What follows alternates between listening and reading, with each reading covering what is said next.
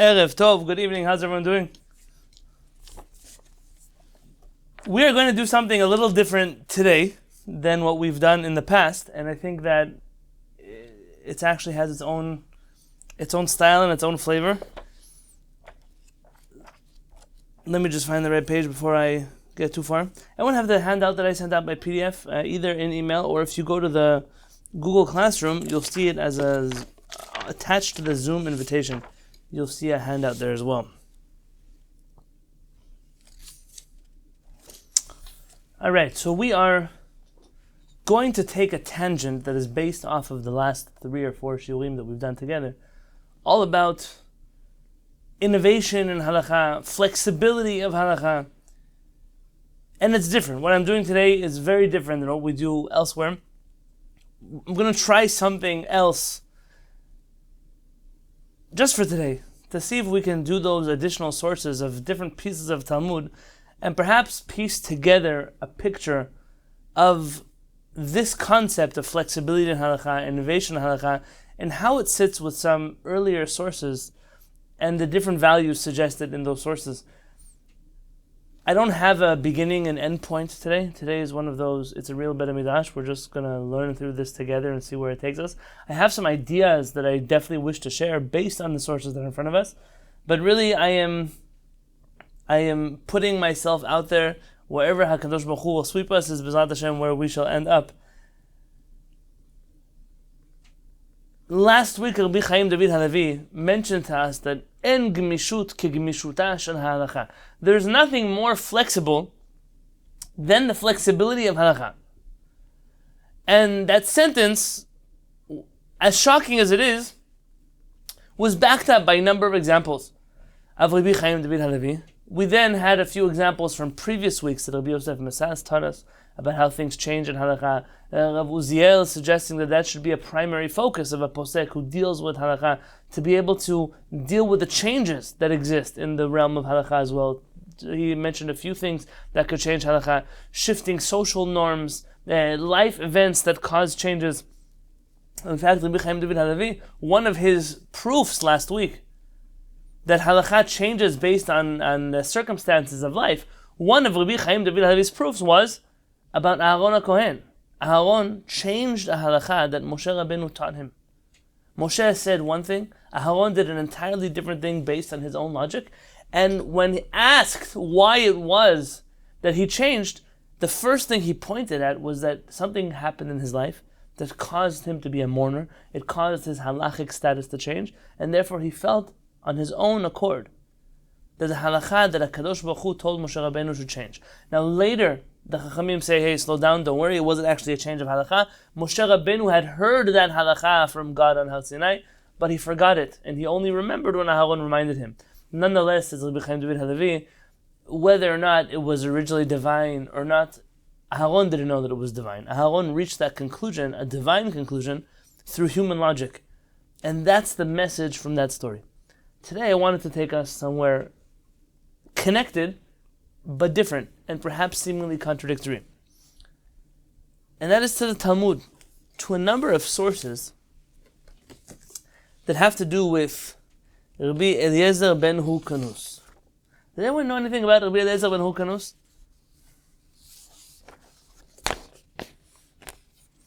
I've asked you about different rabbis in the past, like Rabbi Yosef Masas, Rav Uziel.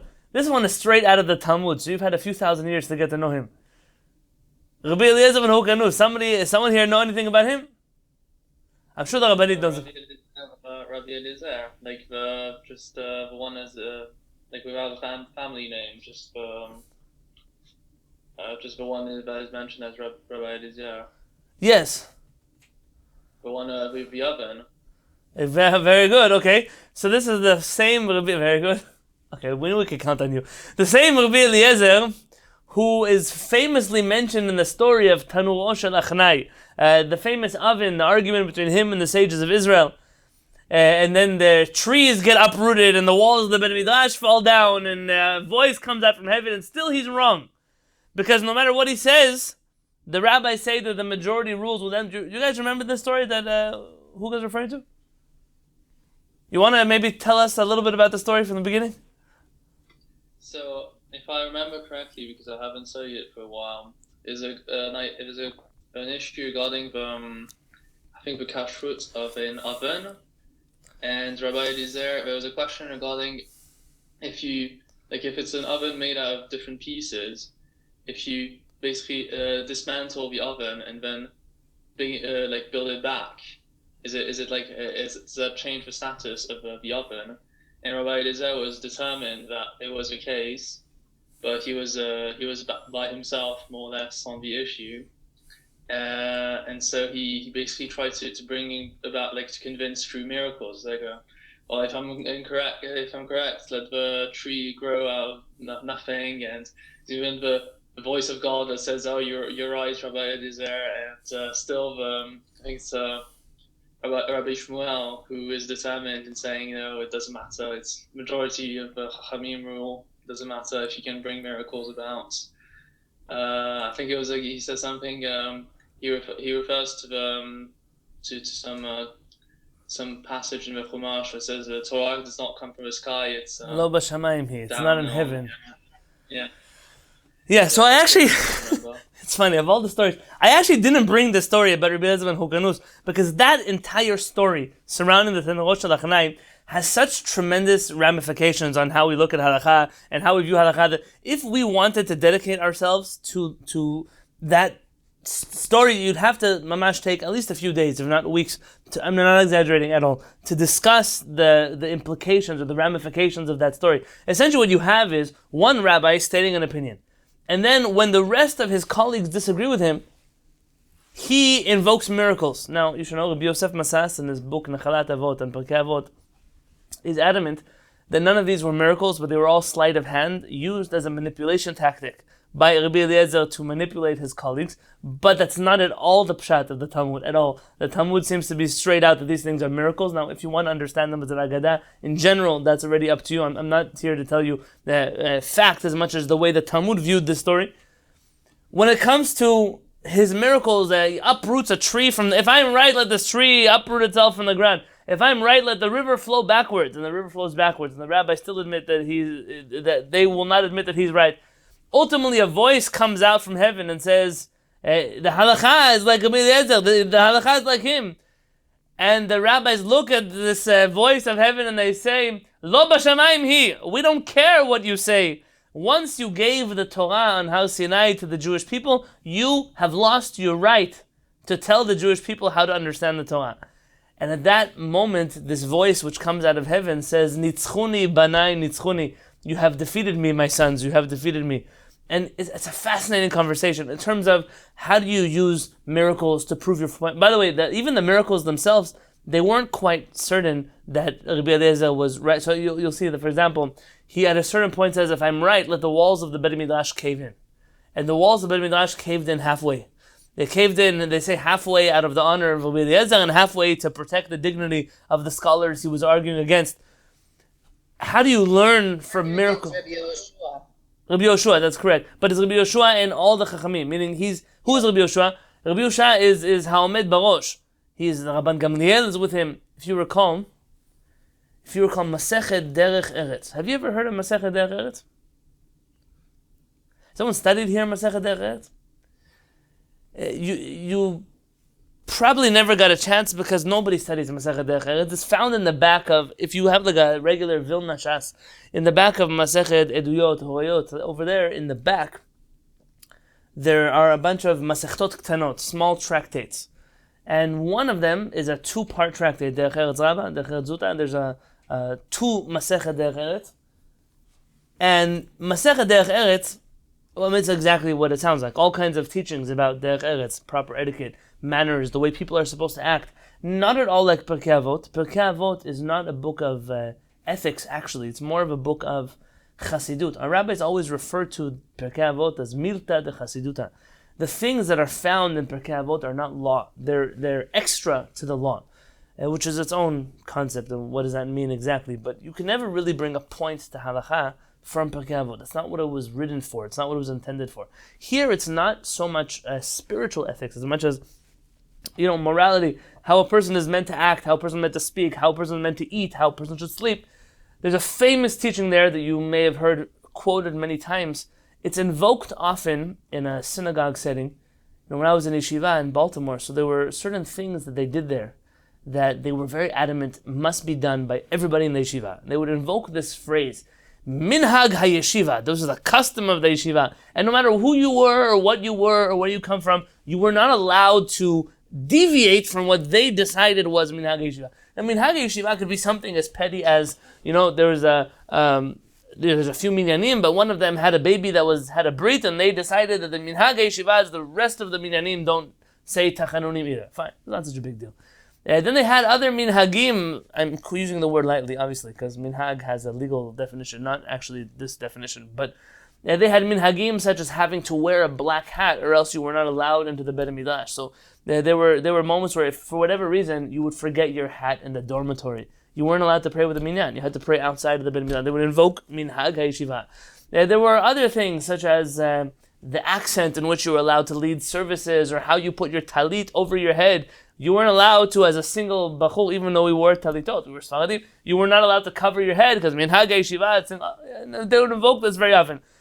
All those things were petty details for me. I think one of the places I struggled the most with minhag yeshiva was on a 3-day Yom Tov. So you're outside of Israel, so imagine Yom Tov is going to be Wednesday night, Thursday night, Friday, and then Shabbat, or the other way around. Shabbat, and then we'll go into a 2-day holiday. The minhag hayeshiva was that you were not allowed to shower at all for those 3 days. Now, I don't mean to be gross, so forgive me, if I'm saying something gross, but you have to remember, in the yeshiva, nobody brushed their teeth on Shabbat or Yom Tov. Nobody uses soap on Shabbat or Yom Tov. Nobody wears deodorant on Shabbat or Yom Tov. And on top of that, they have a minhag not to shower on Shabbat or Yom Tov. So already by day 2, you're talking about 1,000 men in a yeshiva. I don't even know. Sorry for the ladies here, I apologize. But 1,000 people that are in one room together for a 17-hour tefillah, I don't know what it is, and you have to be there with everybody else. So, in the middle of the night, whenever it was, we would go sneak into the shower, break the minhag hayeshiva. But l'maaseh, that was a limit how much minhag I could accept in one place. How did I get there? Minhag hamakom is invoked often. In Masechet Derech Eretz it says, Le'olam lishanei adam, a person should never change from what people are doing around them. So, al yeh yoshev ben ha'omedim, al yeh omed ben yoshevim, you shouldn't stand among those who are seated, you shouldn't sit among those who are standing, you should always do what other people do. There's also a famous teaching that comes from Masechet Derech Eretz. Everything the Baal HaBayit tells you, everything the host tells you, you must do. Except for, Kol ma she'omar lecha ha-Baal HaBayit aseh, chutz mi, except for, anyone know? Tzeh, except for leave. You have to listen to your host about anything they tell you except for get out of my house. Why about that you don't have to listen? That's already a good conversation. But over there, the Gaon of Vilna has a note that Kol davar kasher asher yomar lecha Baal HaBayit aseh chutz mi tzeh. Any acceptable thing the Baal HaBayit tells you to do, you do. You don't listen to everything they tell you. Only things that are within the norm, the boundaries of normalcy and proper etiquette. In Masechet Derech Eretz, there's a story about Philosoph. Philosoph is, he's a philosopher, but he's a non-Jewish, idol-worshipping priest. And he must have had a house in Eretz Israel, and Rabban Gamliel and Rabbi Yoshua were walking together with Chachmei Israel past the house of Philosoph. And one of these rabbis turns to his friend, and I'm quoting by heart, so forgive me if I don't get all the words right. And he says to him, maybe we should go up to visit our friend Philosoph. It's very clear there that Philosoph is not a philosopher that you think. It's an actual priest of idol worship. Maybe we should go visit our friend, the idol worshipper. Chaverenu, they refer to him as our friend. Meaning it was a person who had shared ideas with them in the past and who they considered friendly with. Imagine finding today Chachmei Yisrael. Let's go visit the idol worshipper, our friend. And so they decided to go to the home of Philosoph. Now Philosoph is sitting in his study, in his home. And it's very interesting, the story that takes place after this. It's meant to teach you a lesson, Derech Eretz. If you remember, Rabbi Shimon Bar Yochai in the Talmud says that a person, I hate people who enter a home without knocking on the door first. Do you recall this teaching of Rabbi Shimon Bar Yochai? There's a hatred that Rabbi Shimon Bar Yochai has to people who burst into other people's homes first. First you knock and then you enter. This was a minhag derech eretz that Chachmei Israel were very particular about. You want to talk about minhagim? This is a real minhag that Jewish people have. To knock on the door before you enter, to make your presence known before you startle someone in their own home. I would recall that I had rabbis who were very particular about this, even in dormitories that they owned. That they would make sure that I had a rabbi who was a rabbi in the dormitory, and part of his job was to catch people doing all kinds of things they shouldn't do, illegal contraband, novels they didn't want you to have, or God forbid music they didn't want you to listen to, or radios, such terrible things that you might possibly indulge in after hours in the yeshiva. And his job was to come in and surprise people and catch things. That was his job. But he would wear a keychain like this, and it would, the whole way down the hallway, you could hear him coming already from the. I once asked him, if your job is to catch people, why do you wear a keychain that lets everyone know you're there? He says, because I'm a rabbi, and these are students in yeshiva, and they're in a dormitory. I want people to know that I'm coming. I don't want to come in on somebody, they're getting changed, they're not dressed, they're in bed. Everyone should know that I'm coming. It's my obligation in Judaism to let people know that I'm here. Now, if it defeats the purpose of why I'm here, okay, that's already, I'll have to deal with those ramifications. That was a minhag derech eretz the Talmidei Chachamim had. So they knock on the door once, and when Philosophe hears someone knock on the door, he immediately starts to get dressed. He hears a second knock, he already puts on his clothing, and the third knock, he says, these must be Chachmei Yisrael. He opens up the door, and now he's faced with a derech eretz dilemma. So he knew that they were rabbis just by the fact they knocked on his door and didn't come in without asking. This week I had someone come into my home without asking. I don't know, they just burst into my home. It was a pretty unusual situation in my house. And then they got very upset at me that I was upset at them why they came into my house without even letting me know that they were there. They were just, I find someone in my kitchen. So, Philosophe looks outside and he sees here Rabban Gamliel. What position does Rabban Gamliel occupy in the Jewish people? Do you know?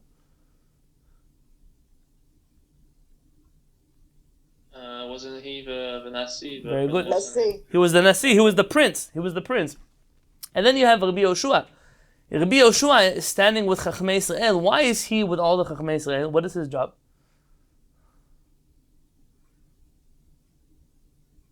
The Sanhedrin. Very good. He's the head. He's Rosh HaRabbanim. He's the chief rabbi of the rabbis. Now Philosophe opens the door. The rabbis have extended him derech eretz by knocking on his door. Now he needs to deal with this dilemma. What's his dilemma?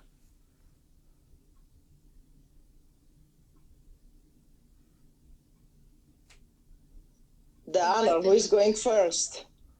Yes, okay, yeah. Miriam, what did you say? Invite them in or keep them outside? Okay, invite them in or keep them outside. Well, now with social distancing, that's not even a question anymore. But this question was, who do I say hello to first? If I say hello to the prince first, I'm offending the chief rabbi and all the other rabbis. And if I say hello to the chief rabbi first, I'm offending the prince of Israel. Who do I say hello to first? Rather, he says, Shalom Aleichem, LeRabbi Yoshua u'Chachmei Yisrael. Hello to you, Rabbi Yoshua and the sages of Israel. U'Rabban Gamliel ha'omed barosh. And to Rabban Gamliel, who is the leader of them all, the prince of them all. In this way, he managed to greet everyone properly, without offending anyone, because everyone would agree that Rabban Gamliel was the head. But also he was able to respect the chief rabbi and the rest of the rabbis there. This exchange of derech eretz it's beauty. It's when you read stories like this in the Talmud, rabbis analyzing minhagei derech eretz. How do we treat people? How do we speak to people? How do we correspond with people in a way that is fitting the Jewish people? It always makes me very proud when you read such things. So here you find Rabbi Yoshua. Whenever you see Rabbi Yoshua mentioned, you should know that he's representing more than just himself. In the story of the oven here, he's representing all of the sages of Israel against Rabbi Eliezer. The ramifications are tremendous. Here you have the famous majority rules. There's a majority versus a minority. The majority crushes the minority. How does that rule work? Well, you can tell me that the majority is always right. The minority is never the correct opinion. You deal with the fact that HaKadosh Baruch Hu gets involved. Heaven gets involved, literally gets involved in the story, through miracles, through voice. Then you have the chutzpah. It's seemingly audacious of the rabbis to say, hey, HaKadosh Baruch Hu, back off. This is not your Torah anymore. We don't care what you have to say. And the craziest part of the whole story is nitzchuni banai nitzchuni. Okay, my sons, you're right. And then HaKadosh Baruch Hu seemingly backs off. The whole story is an unusual story at best. And if one starts to dig into the story, you really reach many big conclusions that are very helpful in Limud Torah in the future, but I really didn't come prepared today for the story. So of all the stories of Rabbi Eliezer ben Hokanus, thank you, Hugo, for bringing up that one. Now, there's another story of Rabbi Eliezer ben Hokanus. Anyone can tell me about where he came from, how he grew up, who he was?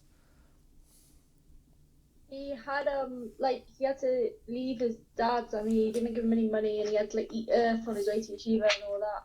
Very good. Who was his father? I mean, Hokanus, yeah, but do you remember what the story was exactly? He was really rich or something. He had money, he had a lot of fields, many, many fields. And his son wasn't happy in any of those fields, so his son runs away to yeshiva. Do you remember who he goes to study by? No. He wants to study in Yerushalayim. Yeah, very good, yeah. Rabbi Yochanan ben Zakkai. He goes to Rabbi Yochanan ben Zakkai. That's where he studies. Rabbi Yochanan ben Zakkai had a famous yeshiva in Yerushalayim. Some of the rabbis say about Rabbi Yochanan ben Zakkai that if it wasn't for him, I think Avod Rabbi Natan. If you look at Avod Rabbi Natan, it says that if it wasn't for the thousands of students of Rabbi Yochanan ben Zakkai, we wouldn't have Torah in the Jewish people today. He was single-handedly responsible for educating thousands of Jews. Now what happens is that these Jews, this Rabbi Eliezer ben Hokanus who comes to Yerushalayim, he's coming after 48 hours of walking from wherever. You can imagine, if you had to guess, that Rabbi Eliezer ben Hokanus' father didn't have farms in Jerusalem. He had farms somewhere on the outskirts, in the middle of Israel, the Merkaz Haaretz. So if you've ever landed in Tel Aviv airport and then taken a taxi to Jerusalem, you go through many fields and then you start climbing your way up to Yerushalayim. To do that by foot took Rabbi Eliezer ben Hokanus about 2 days. Give me one moment, please, because something popped up here.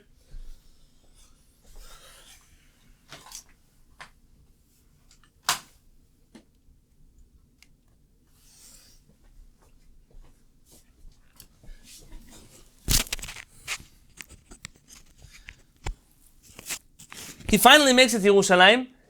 When he comes to greet Rabban Yochanan ben Zakkai, Rabban Yochanan ben Zakkai realizes that his mouth smells horrendous. He hasn't eaten in 2 days. And he blesses him that he realizes it was a struggle for him to get here to the yeshiva. He blesses him that just like your mouth smells so terribly, that one day the words of your mouth will influence the whole world for the good. Ultimately, Rabbi Eliezer ben Hokanus becomes a student of Rabban Yochanan ben Zakkai and becomes one of the greatest chachamim to live in Yerushalayim in that time period.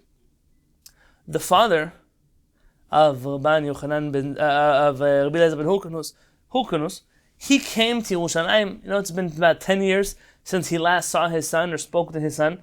And like any good Am Haaretz, didn't bother looking for his son. The brothers didn't bother looking for the son. There's much commentary about why these siblings and father were so insistent that this son shouldn't be part of their family anymore. There's a certain hatred that ignoramuses have to educated people, that Amei Haaretz have towards Chachamim. You find this with Rabbi Akiva. Do you remember Rabbi Akiva? Before Rabbi Akiva becomes a Chacham, what does he say about Torah scholars? Do you remember his famous sentence?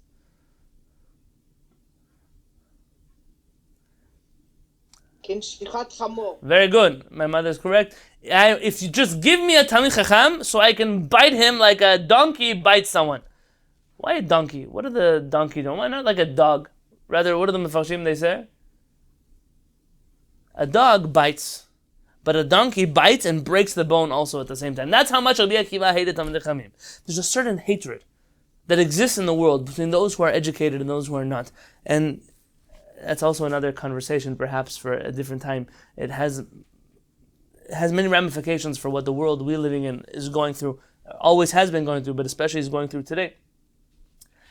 This father Hokanus comes to write a will by the Bedin of Rabban Yochanan ben Zakkai.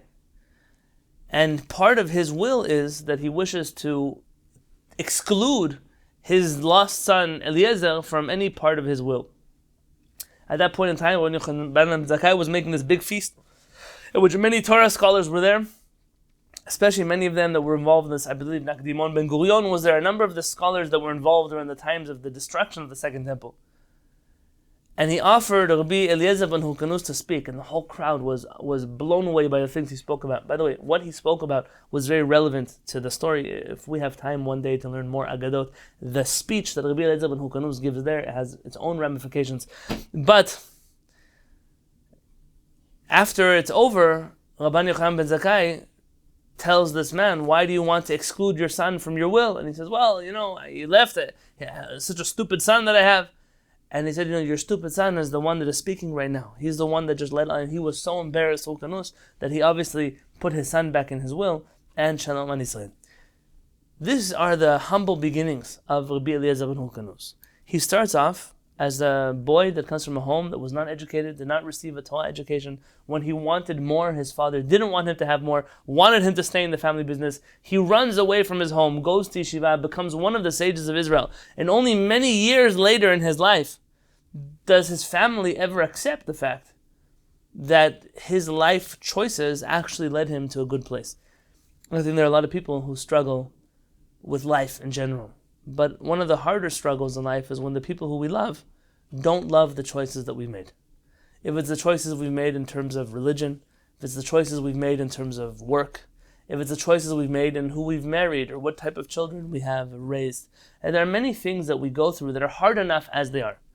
But there's an extra crisis that's added on to what happens when my family doesn't approve of me. Now, there's some people who don't care.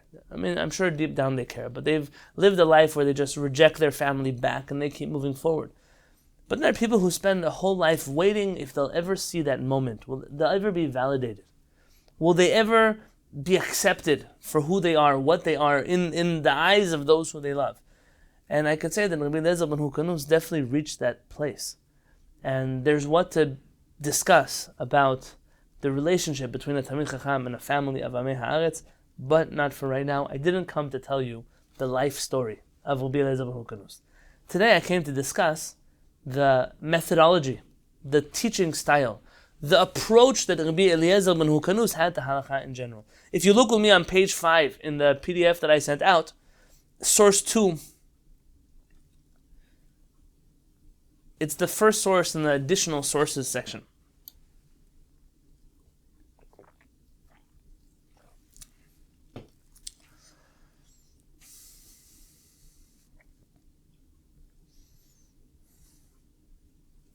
You see where I am? Yeah. Okay. Tanur Amanan, our rabbis taught. By the way, the English translations are copied from Sefaria, from the Rabbi Steinsaltz edition. Alav Shalom, he just passed away recently.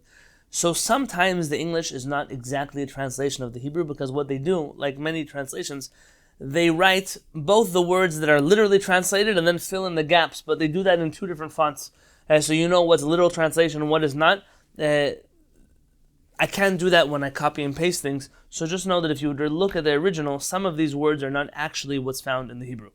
Tanur Abanan, our rabbis taught. Maaseh beRabbi Eliezer.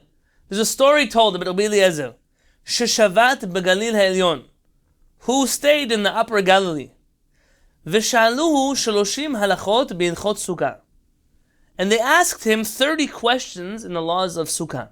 So it's coming up, the holiday is coming up, whatever it is. They want to know relevant halachot about Sukkah. 12 amar lehem, shamati. 18 amar lehem, lo shamati. About 12 of the 30 halachot, he said, I heard the answer. Meaning, I've heard the answer from my rabbis. 18 of them, he said, I didn't hear the answer.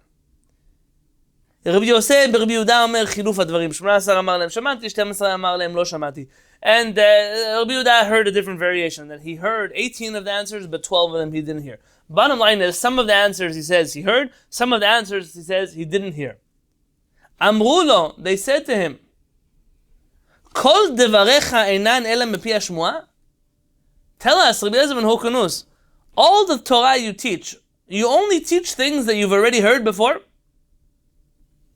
Meaning, are you the type of teacher who only shares things that you heard from your rabbi? Well, you don't have any original thought for yourself. You're stuck in this place where you can only teach the teachings of your rabbi. What, you don't know to teach things on your own? So, okay, fine, you didn't hear 12 of the answers. So tell us 12 answers that you didn't hear. Amar lahem, he tells them, Hizkaktuni lomar davar shelo shamati mipi rabotai. You are now forcing me to say something that I've never heard from my rabbis. And then he makes the following list. And you have to see here, if you've listened to some of the shiurim I've been teaching lately in the Shiviti Bet Midrash on Agadata, and the importance of understanding Agadah and delving into Agadah. And we're trying to do like 5 or 6 pieces of Agadah in one day. It's almost impossible. But to just know that there are more questions than there may be answers, and you have to dig deeper into the words that are used and why the story is even being told in the first place. The answer to the question that is asked of Rabbi Eliezer is even stranger than anything you can imagine. He says, now you're forcing me to say something I didn't hear from my rabbis. And instead of answering their questions, meaning now I'll answer your halachic questions that I didn't hear from my rabbis, he goes on to seemingly brag about himself. Never was there a person who came to the Bet Midrash before me. And I never fell asleep in the Bet Midrash. Not intentionally, I didn't sleep the whole night in the Bet Midrash, and I didn't even fall asleep once in the middle of a shiur or in the middle of a 5-hour tefillah. I never fell asleep in the Bet Midrash. V'lo yashanti bevet midrash. By the way, min hastam, there were no tefillot in the Bet Midrash because in this time period in history, there were houses of study and houses of prayer. V'lo hinachti adam bevet midrash v'yatzati. And there never was a time that I left the Bet Midrash and there was still someone in the Bet Midrash. So he was always the first to be there. He was always awake and present when he was there. And he says, I never in my life was the first one to leave. Not only was I not the first one to leave, I was always the last one to leave. Velo sachti sirachat chulin. I never spoke about idle things, about things that were not Torah inside of the Bet Midrash. ולא אמרתי דבר שלא שמעתי מפי רבי מעולם.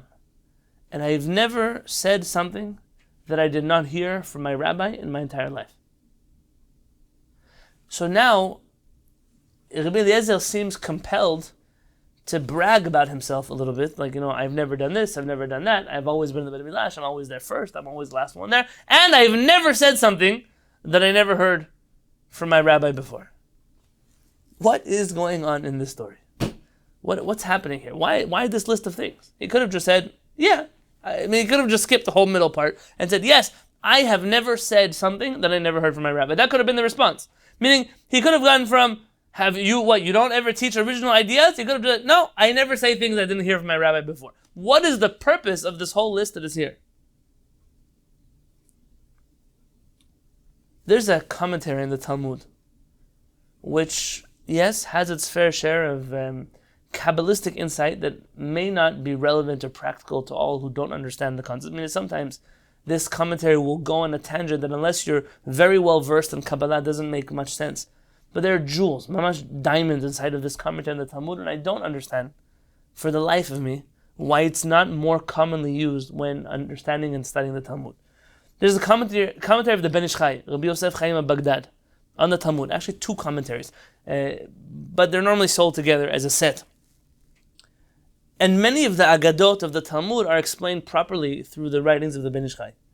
So this comes from the commentary of the Ben Yehoyada in the Talmud, Masechet Sukkah. So he's commenting on the story. Miyamai lo kidmani adam levet midrash. A person has never reached the Bet Midrash before me. Yesh lahakshot. We must ask a question, says Rabbi Yosef Chaim of Baghdad. But right now I'm dealing with the Ben Ish Chai's family. Something that one day I'll share here, I'll present here probably in this forum. We've been dealing in the past with questions of Torah study for women and how much women are engaged in mitzvot, Torah mitzvot, and things like that. Recently, I've been digging into, with the help of a number of colleagues who are much more well versed in this particular area, the study of Torah by women in Sephardic communities. And you always have exceptions to rules in every community. So all across the board, in every Jewish community, Ashkenazim and Sephardim, you're going to find Talmidot Chachamot or Talmidot Chachamim, depends how you want to use that word. Why would there be a difference? Why would you either say Talmidah Chachama or Talmidat Chachamim? Anyone know? What's the correct word for a female Torah scholar? Or what's the difference between Talmidah Chachama or Talmidat Chachamim? One, she is smart, and the other one, she is taught by rabbis. Very good. So when you say the word Talmid Chacham, the student of a Torah scholar. The plural of that should not be Talmidei Chachamim, but should be it's Talmidei Chachamim, meaning you will find in the writings of the Rambam, for example, that he always refers to a Torah scholar as a Talmid Chachamim. He doesn't refer to him as Talmid Chacham, but as Talmid Chachamim, meaning the student of scholars. Not that he's a smart student, meaning a Talmid Chacham is one who is a student of a Chacham. And therefore, if we're going to talk about female Torah scholars, in the circles of the Rambam at least, the suggestion would be to not say Talmidah Chachama, but to say Talmidat Chachamim, a woman who's a student of Chachamim. And that would then be a much more fitting title. In any case, the family of the Ben Ish Chai and the connected families to the Ben Ish Chai. So you're talking about the Somech family, Rabbi Abdullah Somech. There's a famous Iraqi family related to both the Ben Ish Chai and to the Somech family, which has very strong roots in the UK, or had at least very strong roots in the UK. Anyone know who I'm talking about?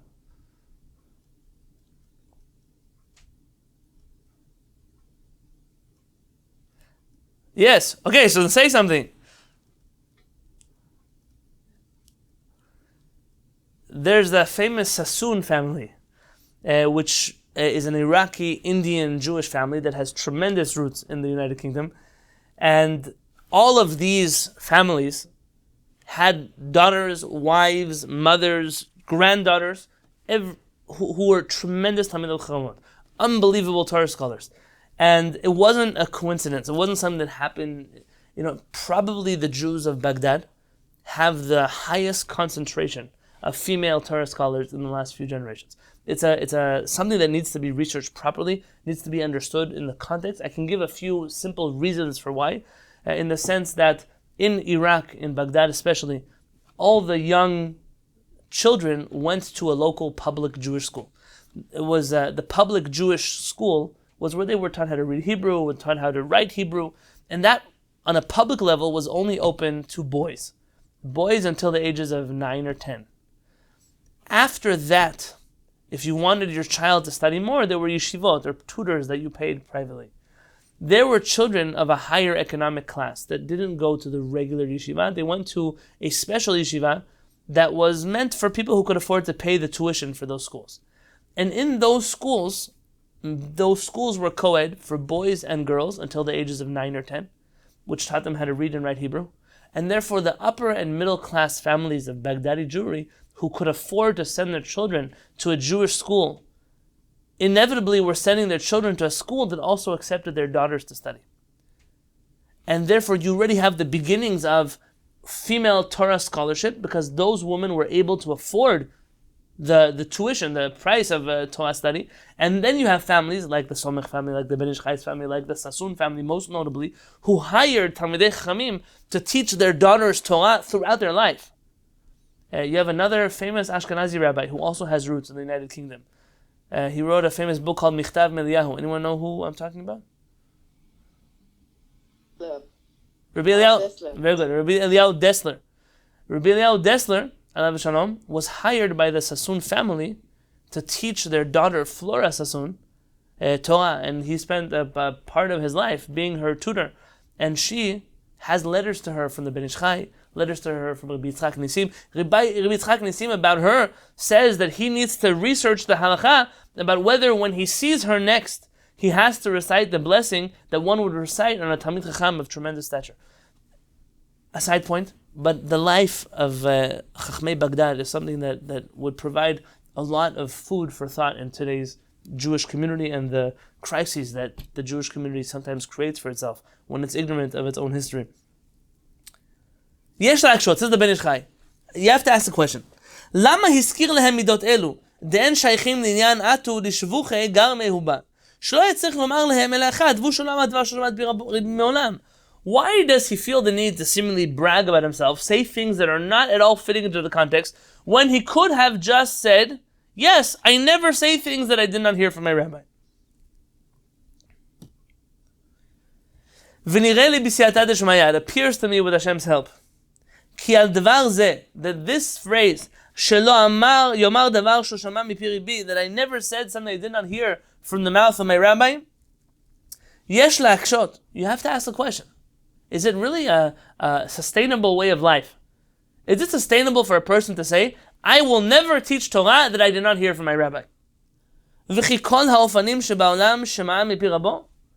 Did you hear every single halakha in the world and every scenario in which that halakha could be applied? You heard your rabbi speak about all of them?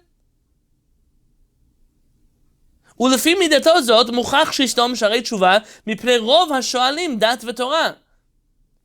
And if he would continue with this unsustainable methodology, most of the Jews who would need to ask him questions, he would close the doors before asking them questions.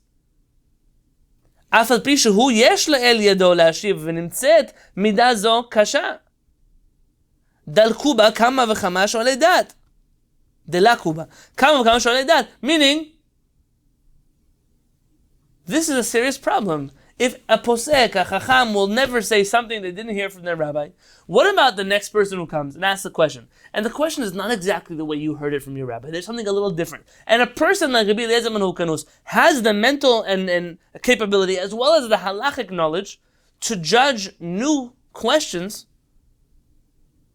to rule on new scenarios based on the information he already knows. So Rabbi Eliezer ben Hukanus, your whole stance of I won't say things that I did not hear from my rabbi, it's a very dangerous approach. Most of the people who are going to come ask you questions, you will not be able to answer them. Who agrees with this critique on Rabbi Eliezer's approach? Yeah, it's good. It's a good critique. Meaning, even if you say that you studied everything from your rabbi, but there are going to be unique scenarios which you didn't hear the answer, what's going to be then? Are you going to reject everyone? Yes. Can I just ask something? Please. Maybe that's not what he meant. Maybe he said that he would judge in a way, he would answer all the questions as if his rabbanim were answering these questions. Not that he would repeat exactly what he had, but maybe he knew his rabbis to the point where he would almost could guess how they would answer the question, and therefore that's how he would answer. Maybe it's not like so literal. That's a very good point. Meaning, that would be wonderful if that was what he's saying. I mean, I only am going to answer them in the way in which my rabbi. But you should know, there's a tremendous amount of halachic literature on this question of if I didn't hear something from my rabbi, not me, a person didn't hear something from their rabbi, but they know what their rabbi would say in this situation, and they know that nobody's going to accept their answer if they quote it in their own name instead of saying it in their rabbi's name. Can they actually say, "I heard this from my rabbi"? I believe the Bach in Siman Reish Mem Bet in Shulchan Aruch, the Bach or the Bet Yosef, one of them I remember on the sides of the tool. One of them deals with this question and suggests that perhaps you can say that you heard something that you really didn't hear because it's in the style, it's in the approach that your rabbi definitely would have shared if you're confident in that. The problem is that we're going to bring about 3 or 4 more stories where it's clear that Rabbi Eliezer ben Hukanus does not believe that. He literally doesn't say things unless he heard them from his rabbi. By the way, there are more extreme cases. You have a famous, 2 famous rabbis. Remember Shemaiah and Avtalion? What was unique about Shemaiah and Avtalion in terms of their family background? They were Gerim. They were Gerim. They converted to Judaism. And many Chachamim chose not to study Torah from them because this problem of racism, or I don't know if it's racism, but prejudice towards Gerim, a stupid attitude that people, I don't want to study from my Ger. This existed always in Am Yisrael. Hillel was one of the few Chachamim who really didn't care. He wanted to learn Torah from the source. And he went and studied from Shemaiah and Avtalion. It's a famous story. If you remember that when Hillel comes to a certain place and they have a question, Halachah, and nobody knows the answer to the question, only Hillel knows the answer. And then they say, Hillel, how did you know the answer? He says, because I, unlike you, was not too arrogant to go study Halachah from Shemaiah and Avtalion. And ultimately they make Shemaiah and Avtalion, they appoint Hillel as the chief rabbi there of the Kehillat because he did Shimush by Shemaiah and Avtalion. There's a Gemara in Masechet Eduyot, a Mishnah actually, which quotes Hillel. Hillel seemingly mispronounces a word in Hebrew. And when they ask him why he insists on mispronouncing that word, he says not only should a person only say the things that he heard from his rabbi, but he must even say them the way he heard it from his rabbi. The Rambam there has a fascinating commentary. Rashi has a different understanding of the sugya. There's a few other Rishonim that understand the sugya. Rambam writes that because they were Gerim, their pronunciation of Hebrew was influenced by the culture in which they came from. And they would pronounce Hebrew incorrectly in some instances. And Hillel was particular not just to repeat the teachings of his rabbis, but to repeat them in the exact wording and accent in which he heard them from his rabbis. By the way, in the book Nachalat Avot, this sets Rabbi Yosef Masas off entirely. He said, imagine if you had a rabbi and you would imitate him. Or you know somebody has a very thick accent in English and you imitate the way they say things. Most people are not going to be very thrilled with you. He's writing in Morocco. He says, around here, people might even kill you. They'll beat you up with their hands. They'll nefesh. It's dangerous. It's dangerous to imitate people. People don't find it very flattering. They say that imitation is the best term of flattery, but not all people really appreciate being imitated. And you really have to understand there why it's so important for Hillel to say words the way he heard them from his rabbi that leads to many other chachamim. But you find that it's not only Rabbi Eliezer. There are even more extreme understandings of only saying things I heard from my rabbi. Listen to what the Ben Ish Chai says. So he told them three character traits that were very precious about himself. Shelo kidmani adam levet midrash, that nobody ever came to the Bet Midrash before me.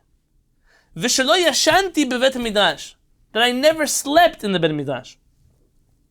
V'shelo hinachti adam bevet midrash v'yatzati, that I never left the Bet Midrash and there was still a person there. What's the purpose of sharing all these things? It's not there to brag, says the Ben Ish Chai. De'me'achar shehaya mechovshei Bet HaMidrash kol kach, he was trying to show you just how much he was present in the Bet Midrash. Vadai shama kama v'chama alafim urvavot ofanei shelot bedat v'torah. That he's saying, I literally lived in the Bet Midrash. Nobody ever got there before me. Nobody was there after me. I never slept in the Bet Midrash. Meaning, I was there. I was present at all moments. And because of that, I've heard every single halachic question that possibly could have been asked to my rabbis. ולכן ודאי רוב הקרוב לכל דאלו השאלות אשר ישאלו ממנו בא כדמותם וצלמם לפי רבותינו ושומעם הוא שבזה יוכל להשיב לשואלים ממנו ונמצא דלא נפיק פסידה כולי היי ממידה זו שהוא מחזיק בה. Says the Ben Ish Chai, I heard almost every halachic question in existence being asked to my rabbi multiple times, in multiple ways, in different scenarios. I've heard it all. And so you're saying, well, you're going to lose out. There's so many questions that people won't know the answers to because you didn't hear them asked to your rabbi. He says, no. Most of the questions in the world I already heard my rabbi be asked. And for the few of them that I didn't, okay, the world won't lose so much because I don't answer those questions.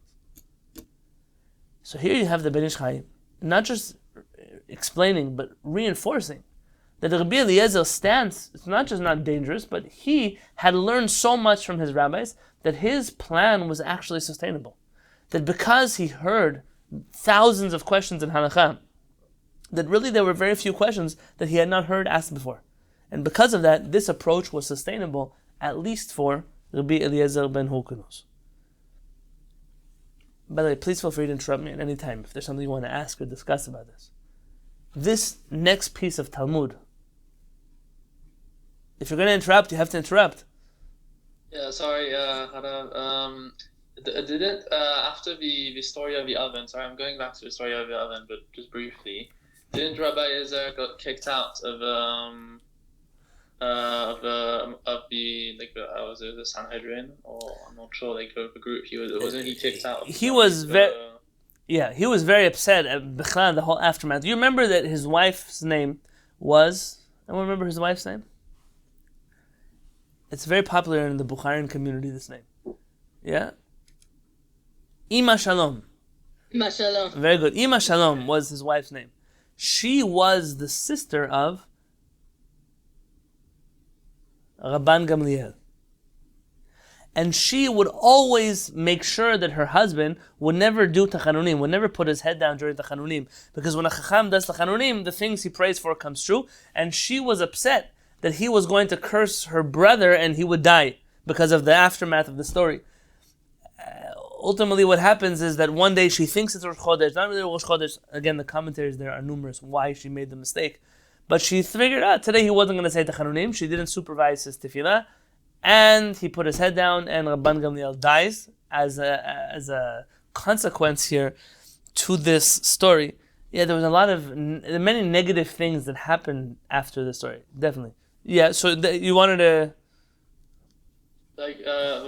My point is that since the story seems to clearly indicate that the Talmud doesn't go by Rabbi Eliezer, so what if so basically his claim that he only repeats what his teacher says probably doesn't go with the Talmud because the Talmud doesn't really go with Rabbi Eliezer anyway. Okay, that's a very good point. So you're trying to bring a proof from there that Rabbi Eliezer's approach was unique to him and was not intended to be studied for by anybody else.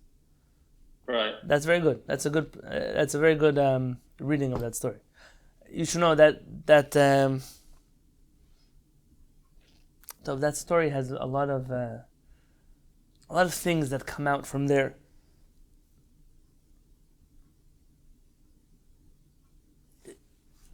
I'm gonna bring up some more things about that. That's a good point. I had something I want to share with you right now. You reminded me of something.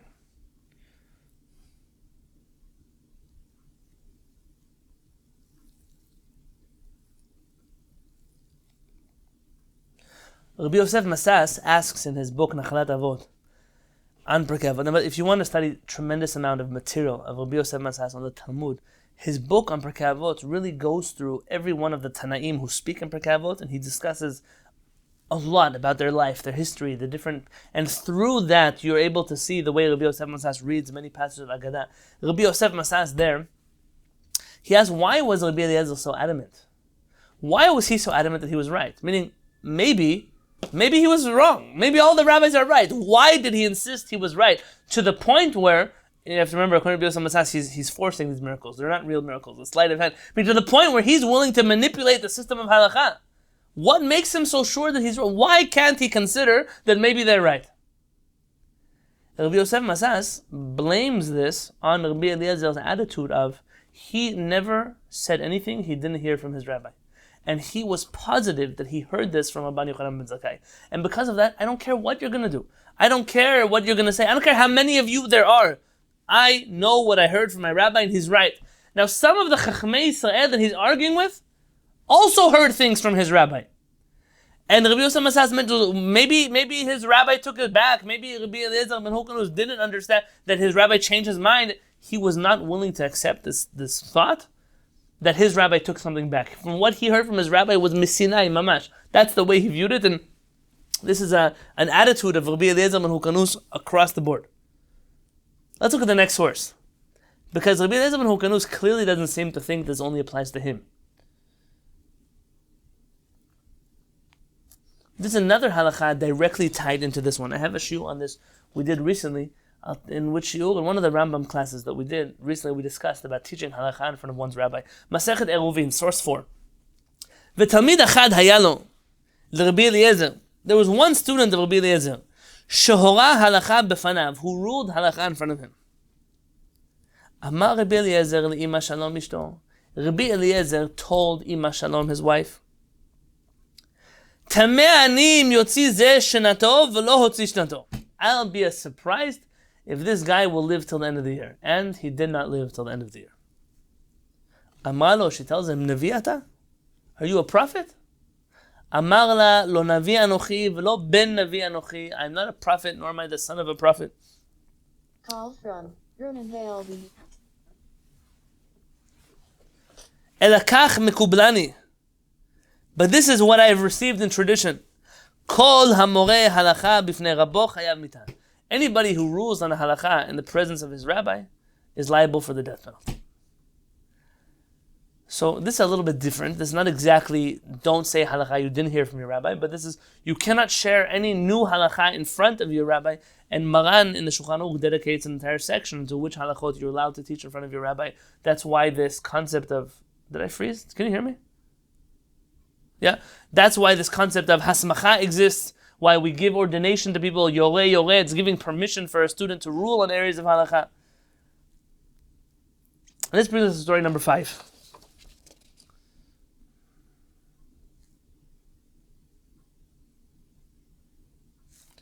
The truth is that this story is a very difficult story.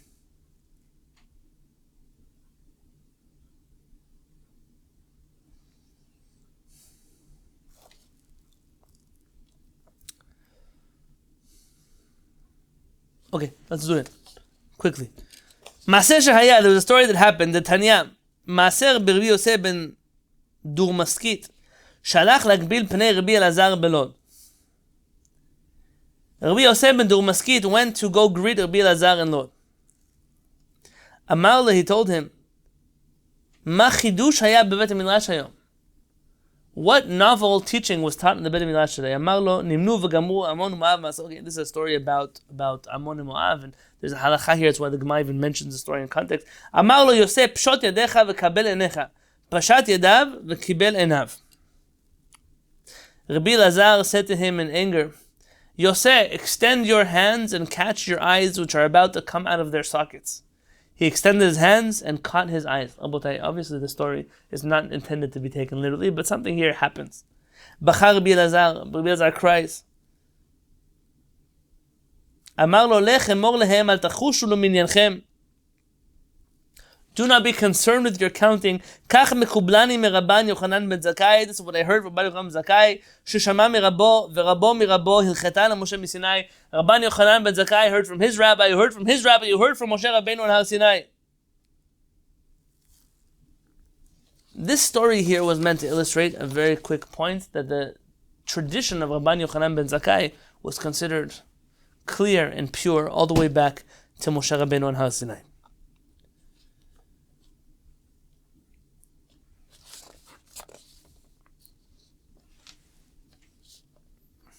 Let's skip source 6 for right now and jump to source 8. In 6 and 7, I really wanted to show you that there is room for innovation in halakha. This is the opposite of Rabbi Eliezer ben Hukanus. It's the approach of other chachamim. Here, and specifically, I was mentioning the teachings of Rabbi Yoshua, who's the other colleague in this time period. But let's jump for a minute to source 8. Masechet Avot. The Mishnah in Masechet Avot says, Chamisha Talmidim hayu lo leRabban Yochanan ben Zakkai. There were 5 students of Rabban Yochanan ben Zakkai. Veluhen, and these were them. Rabbi Eliezer ben Hukanus, Rabbi Yoshua ben Hananiah, Rabbi Yosef Kohen, Rabbi Shimon ben Netanel, Rabbi Elazar ben Arach. You should know many nusarot here don't have the word Rabbi before every one of them. Meaning, it's not usual that the rabbi would speak to his students with the title Rabbi. There are a few commentaries that suggest that either it was recorded with the word, it's just a mistake, that's the first, it just, someone added in those words Rabbi. Some suggest that no, because we have an obligation to call them Rabbi, so we put in the words Rabbi, or that was written down with the word Rabbi. Some say that sometimes when a rabbi is trying to make his student, he's speaking to him endearingly, he'll say, Arapel called me Rabbi Yonatan. He doesn't have any obligation to call me Rabbi, but it's a term of endearment. For whatever reason, those words are in there in the editions of most of the Mishnayot that we have. I told you something at the beginning of today's shiur about Rabban Yochanan ben Zakkai and his yeshiva from Avot Rabbi Natan. How many students did Rabban Yochanan ben Zakkai have? Thousands. That's what I said at the beginning of the shiur.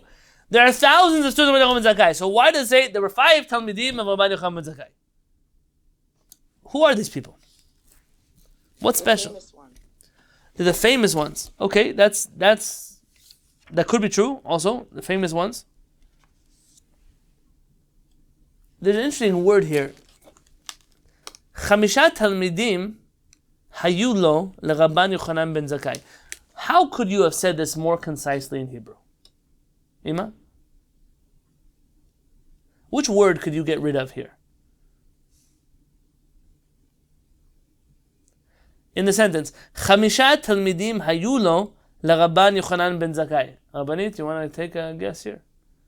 Yeah, you don't need the word lo. You could have just said hayu leRabbanan Yochanan. Very good. You could just say Chamisha Talmidim hayu leRabban Yochanan ben Zakkai. There were 5 students of Rabban Yochanan ben Zakkai. Here it says hayu lo. They were his students. There's something special about these students. Rabbi Yosef Masas, by the way, this book, for those of you who are able to handle Hebrew, I cannot recommend enough the books of Rabbi Yosef Masas, but this one in particular has been recently reprinted and is available in Eretz Israel. Rabbi Yosef Masas suggests, one, that these 5 students stood out from the others. There are 2 types of students by a Talmid Chacham. There are those who studied by a Talmid Chacham, and they also studied by many other Talmid Chachamim. So, yeah, I studied by this rabbi, but he's not my rabbi per se. And when they teach Torah, they don't always teach things from that rabbi. It's a collection of different teachings in different places.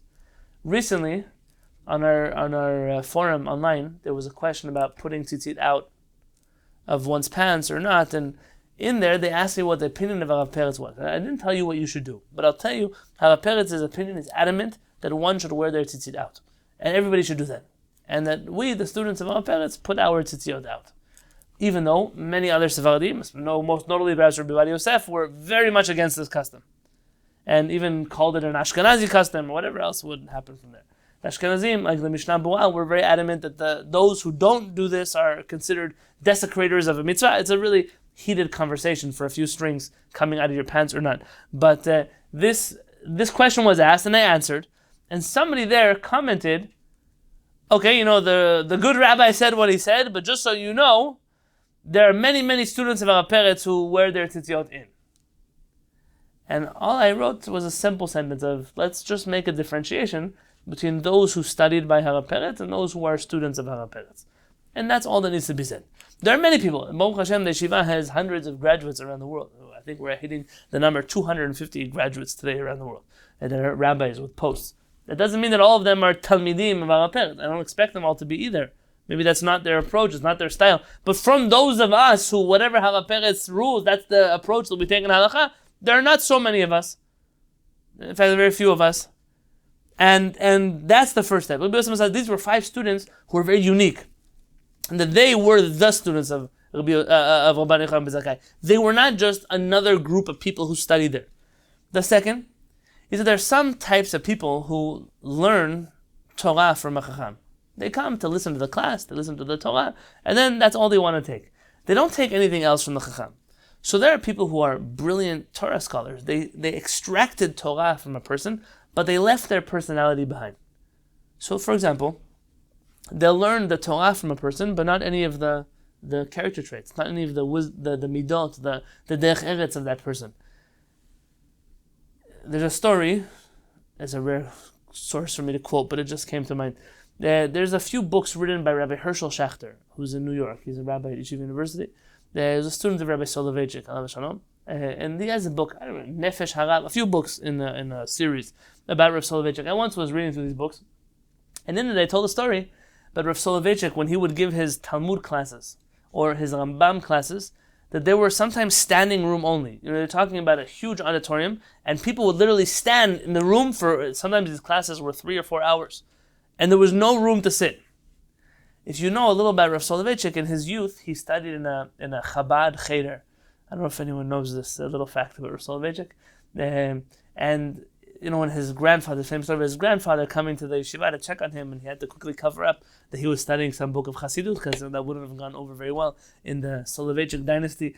And at a certain point in his life, he wanted to teach Parashat HaShavua based on the Hasidic insights of the first Lubavitch Rebbe, Rabbi Shneur Zalman of Liadi, alav shalom. And he decided to announce a class at Yeshiva University that he was going to be giving during lunchtime a class on Chassidut in Parashat HaShavua. And Rav Herschel Schachter said that he came, and maybe 1 or 2 other people came to the class, and it was 3 people, and in a few weeks the class was canceled. And when he asked Rav Soloveitchik about the class, Rav Soloveitchik told him the following sentence. He said, my students, they want my brain, but none of them want my heart. He said, I don't want to just give my brain, I also want to give my heart. And I think that this sentiment is one that is felt here. That Rabban Yochanan ben Zakkai has more to give than just his Torah. There's a personality that is Rabban Yochanan ben Zakkai. Rabban Yochanan ben Zakkai did some tremendous things, not just in his halachic legacy, but in his approach to Judaism. These were the 5 Talmidim who didn't just extract the Torah and keep moving from Rabban Yochanan ben Zakkai, but they were the ones who truly understood Rabban Yochanan ben Zakkai, and wanted to emulate him. Says Rabbi Yosef Masas, there are two types of Talmidim. The type of person where you have to ask them, who is your rabbi? The type of person that when you see them, you could already tell who their rabbi is. Nikar alav, says Rabbi Yosef Masas, that this person studied from that person. He lists 3 or 4 other reasons for why these were special Talmidim as opposed to the other ones, but I don't want to get stuck on this point. So maybe though, we can begin to understand that Rabbi Eliezer ben Hurkanus's approach of only saying things he heard from his rabbi wasn't born in a vacuum. It was born out of a certain type of relationship, that from thousands of students that came to Rabban Yochanan ben Zakkai, these were the 5 that Rabban Yochanan ben Zakkai considered my students. They are the ones who know what I say. And perhaps, I'm suggesting, perhaps that's where this ideology of, I will never say something I didn't hear from my rabbi, comes to Rabbi Eliezer ben Hurkanus. This is where it's born into. Now he begins to say about his students all kinds of positive character traits. Rabbi Eliezer ben Hurkanus, Bor Sud sheino me'abed tipa, is like a plastered well. Now, sure, many of the books say Bor Sid or Bor Said, but really that's not correct. Many of the Rishonim already jumped Bor Sud. It's not a plastered well. It's not a well that is made of plaster. That doesn't help anybody. But a well that has been plastered. Why do you plaster a well? Anyone here have a swimming pool at home? Or been to a... Dig out. Oh, very good. My mother has a swimming pool at her home. And it's time for it to get replastered. But that's like 30,000 pounds of work. So the plaster on the side of the pool, it holds the water from being absorbed into the dirt, or else it's good for nothing. It's just a hole in the ground. You're going to keep filling it up, and it's going to keep draining itself out. So you have to plaster the well. Bo Sud sheino me'abed tipa. Rabbi Eliezer ben Hurkanus is my student who retains everything and doesn't lose one drop of learning. And then he goes to list his other Talmidim and what they're good at. Rabbi Yoshua, Shri Olador, Rabbi Yosef, Chassid. He goes to them. And then he writes something fascinating. Hu haya omer, he used to say, Im yiyu kol chachamei Yisrael bekaf moznaim, if all of the chachamim of the Jewish people were on a scale, Ve'eliezer ben Hurkanus bekaf shniya, Eliezer ben Hurkanus is going to be on the other side, Machriyat kulam, he will weigh everyone, meaning he's more important than all of them.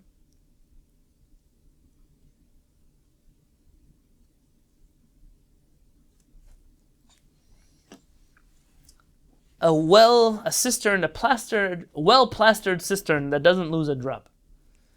There's a famous commentary in Pirkei Avot. Rabbi Shmuel Diosida, or Zida, I know it's how do you pronounce the last name exactly? I'm not certain. He wrote a book called Midrash Shemuel. It's a very well-quoted commentary on Pirkei Avot. And he has a fascinating insight onto this compliment that is given to Rabbi Eliezer ben Hurkanus. Is it really a good thing they saying about him? Is it really a compliment? Velinira, it appears to me in source 9. Shema she'amar, that which he said, she'eno me'abed tipa, that he doesn't lose a drop. Dinirim devarim yutarim, it seems like a useless thing to say. Ki yadua hu shebor sud eno me'abed tipa. Everyone knows that a well-plastered cistern doesn't lose a drop. Why don't you just say, he's like a well-plastered cistern, not like one that doesn't lose a drop. Ve'adai shiomar Eliezer ben Hurkanus bor sud. He's just a well-plastered cistern.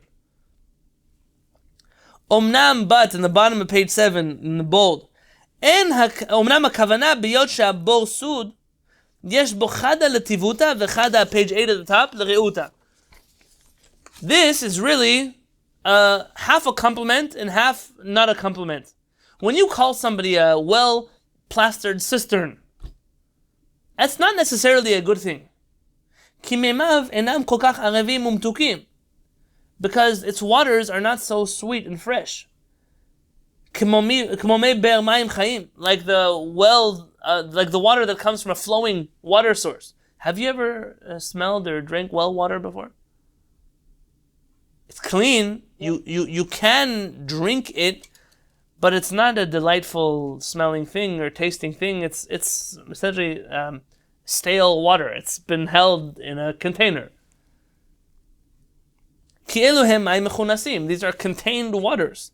ולא, and furthermore, אלא שאדרבה, הם מזיקים ממה ששואבים מטעם הסיד. That they're even worse than fresh water because you have that bad flavor of the plaster that's in them. ובהיותו שחוכמתו ומימיו של רבי אליעזר בן הורקנוס בוודאי שהיו מי באר מתוקים מדבש ונוף עצובים. And we have to say that the waters of Rabbi Eliezer ben Hurkanus were sweet and they were pleasant and they were vibrant. ومهم شتו גדולי עולם.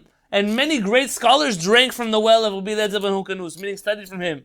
Rabbi Akiva, וחבריו and his colleagues, שהיו תלמידיו, that they were his students. ועוד כי הבור לעולם אינם מתווספים בו מים מיניה וביה, כי אינו באר מים חיים, ואינו נובע כלל, רק המים המכונסים בו שבאים בחוץ. There's another problem with that well. The plaster well never gets new water. It never has chidushim. It never has anything innovative because it only contains that which was put into it. Rabbi Eliezer ben Hurkanus is the opposite of innovative halakha. He just can tell you the things he heard from his rabbi. V'i efshar lomar, says the Midrash Shmuel, you cannot say shehu haya domeh lebor b'chol devarav. You therefore cannot say that Rabbi Eliezer ben Hurkanus was a well in all his ways. Shebehechrach chidesh halachot harbe misichlo v'iyuno. You must say that Rabbi Eliezer innovated halachot from his own logic, his own intellect. והיו נובעים מים שהיא התורה מיני ובין, that his well continued to be full of water on its own. כי לא נופל הוא משאר חכמי ישראל המחדשים הלכות, אף אם לא היה שווה לערך רבי אלעזר בן ערך. And you cannot say that he's worse than any of the other chachamim in terms of his innovation, even if he's not as great as Rabbi Elazar ben Arach, like the Mishnah previously mentioned. ולכן הוא צריך לפרש בפירוש כי מה שמדמה אותו לבור הוא בבחינת זו לבד, שאינו מאבד טיפה. And that's why the Mishnah says he was like a well-plastered cistern that doesn't lose a drop. To tell you he's not similar to a well in any other way. Aside from that, he does not lose a drop. אמנם בשאר הבחינות, פשיטה ופשיטה שהיו מימיו מי באר מים חיים. But it's obvious that the rest of his Torah was vibrant and fresh and full of life. ותלמידיו רבי עקיבא וחבריו יוכיחו עליו, and his students, Rabbi Akiva and all the other students will prove to you that Rabbi Eliezer ben Hurkanus is a dynamic scholar.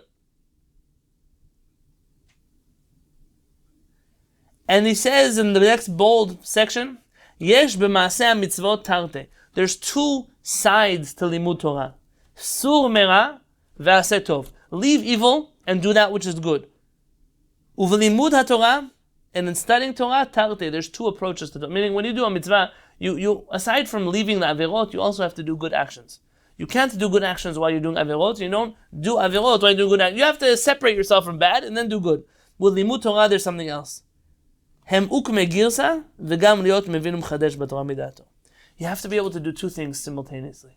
You have to be able to maintain the tradition that came before you. You must be loyal, ukme girsa, to be meticulous about the things that you heard and you studied that came before you, but also at the same time, to not hold back your own innovations and contributions into Halachah.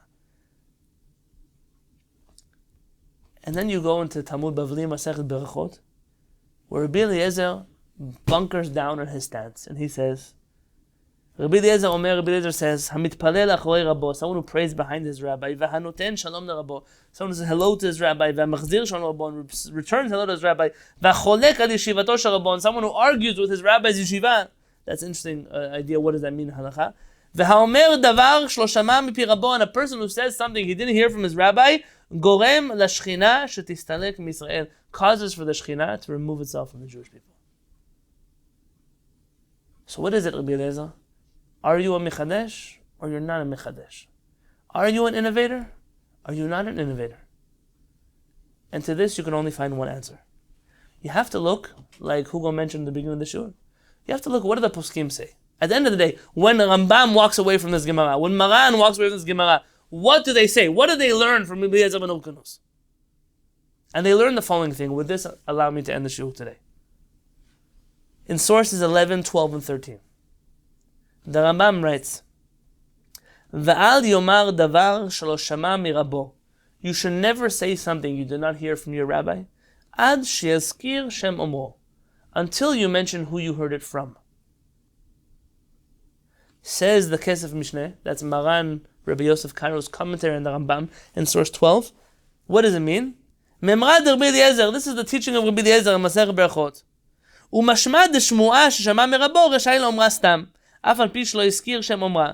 והטעם משום דכל מה שהוא אומר, מן הסתם מרבו שמע. Here there's a whole different problem. When I quote something, am I taking credit for something that someone else said? You're not allowed to do that. Our rabbis tell us that you always have to give credit to the person who you heard something from. Who do we learn this from? Who taught us that haomer davar b'shem omro mevi geula la'olam? That somebody who mentioned something in the name of the person, the original person who said it, brings redemption to the world. Who taught us this halakha?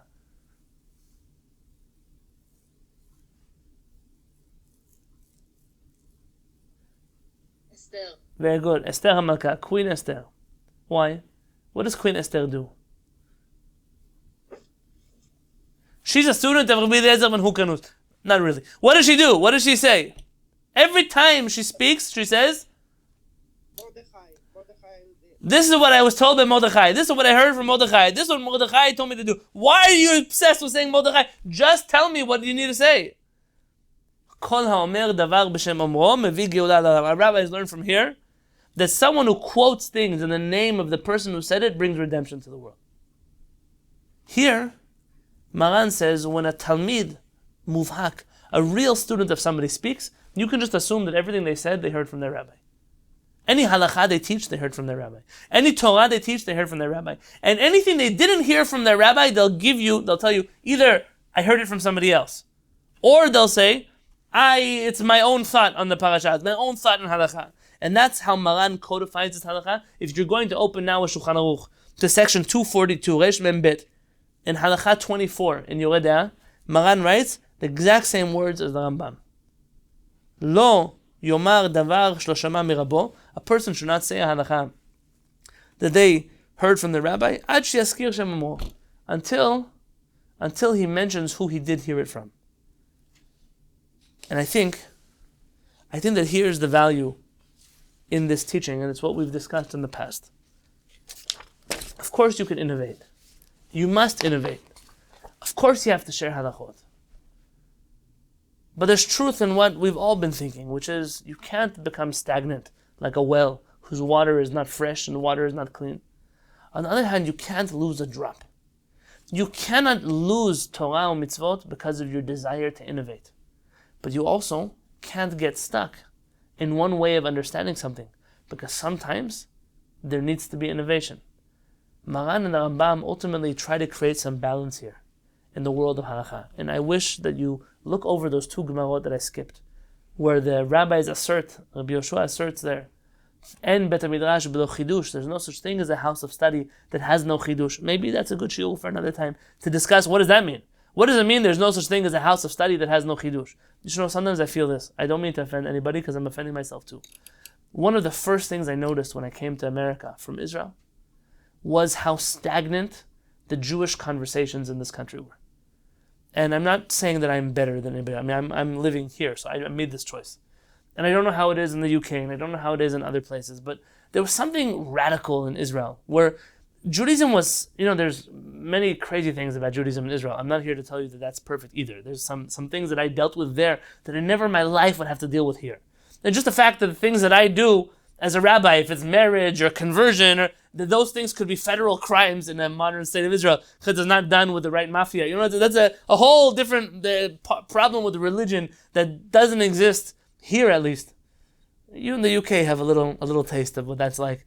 But when we deal with Judaism, the conversations, they're old. You look at the books that come out of Israel, books in Torah. I'm part of a group, the National Library of Israel. Every day I get 30, 40 books that are being printed. Let's say I wouldn't buy 39 of the 40 that are printed every day. But you look at them and you say, the power of chidush exists. People are being mechadesh. Albeit, they don't come from all the communities. There are definitely communities in Israel who wouldn't know a chidush if it looked at them in the face. They have no ability to think creatively about Judaism. But you have chachamim, you have yeshivot, you have groups of people, communities that live in a Judaism that is alive. And then when I came here, I walked right into a wall. I can't. Things that were so easily said in Israel, the things that were so simple to say in a community of people who were Torah scholars, who had the ability to think about Torah in ways that even they didn't agree with, but at least they could think about Torah in that way. The moment I uttered them here, Listen, I was blacklisted way before I was blacklisted, but it was like right on the black, right away you met resistance. You cannot say new things. You cannot change the status quo. You cannot ask those kind of questions. You cannot push people into directions that we don't approve of. And I'm talking about everybody, all across the board. And it's a very, very scary thing when we look at Rabbi Eliezer ben Hurkanus as a stale pit of water, instead of as a pit of water that retained everything that came before, but also added fresh water to that same body of water, that same source of life that created a whole generation of scholarship like Rabbi Akiva. And it would be a mistake. It would be a mistake to walk away from the legacy of Rabbi Eliezer ben Hurkanus and say, oh, that's it. Anything we didn't hear from the generation before us, tradition, we just can't do. There's nothing we can do. Our hands are tied. On the other hand, we have to say that the power of innovation, the flexibility of halakha, all of the rabbis we mentioned, if it's Rav Uziel, if it's Rabbi Yosef Masas, or Rabbi Chaim David Halevi. What did Rabbi Chaim David Halevi write in this packet that we just had? The words that he used on page 4. We need courage, lechadesh, to innovate, le'amita shel Torah, as long as it's within the truth of Torah, b'ne'emanut muchletet legufei halakha, with absolute loyalty to the body of halakha, both the written and the tradition.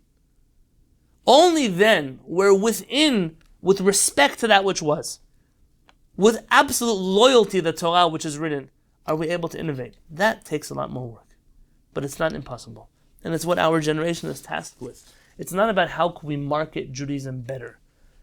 I've been speaking about this a lot recently.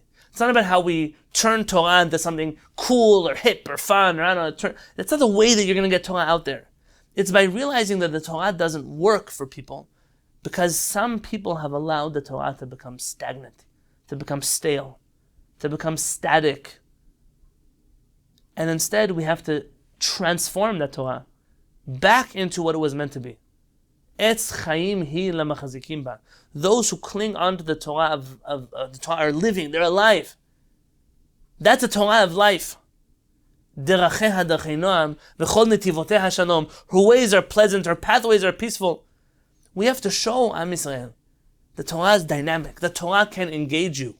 The Torah is worth looking into. Hafoch ba, dekula ba. Keep turning over the Torah. Don't look for foreign things to make your life more beautiful. In the Torah itself contain the secrets of everything.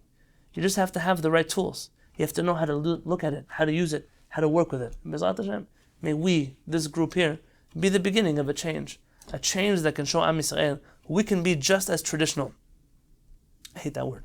We can be just as loyal to Torah mitzvot as Rabbi Eliezer ben Hurkanus, and still ask the question of Rabbi Yoshua. En Bet Midrash belo chidush. It's impossible to say that there exists a Bet Midrash which does not have in it the creative power of innovation. We must do both. Be loyal to the Torah, be loyalists who are also creative innovators. B'ezrat Hashem, may HaKadosh Baruch Hu guide us on that path of Amitah Torah, of the truth of Torah. B'ezrat Hashem.